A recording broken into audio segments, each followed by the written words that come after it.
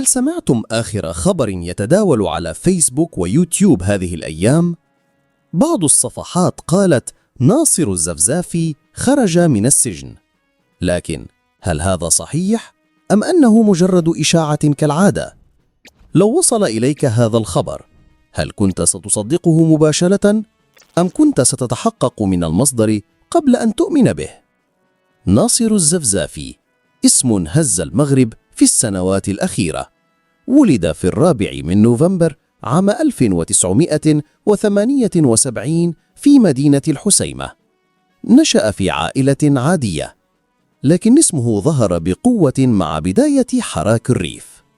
ما هو حراك الريف؟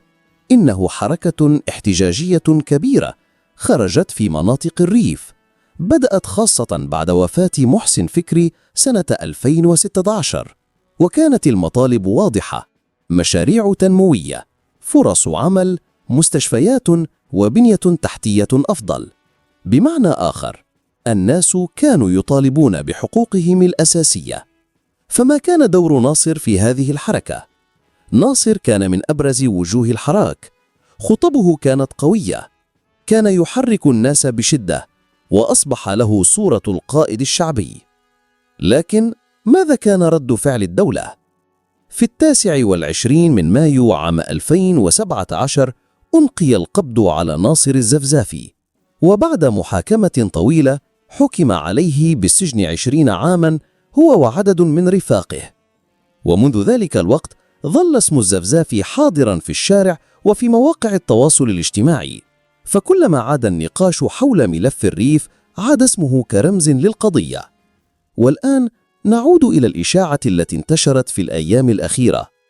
بعض الصفحات نشرت خبرا عن الإفراج عنه، وقالوا إن قناة فرانس 24 هي المصدر، لكن عندما عاد الناس إلى الموقع الرسمي للقناة لم يجدوا أي خبر، وهذا يعني أن الأمر مجرد إشاعة لا أساس لها من الصحة.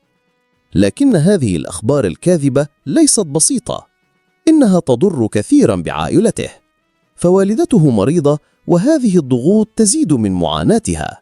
وفوق ذلك توفي والده أحمد الزفزافي قبل أيام قليلة، وكانت الظرفية صعبة جدا.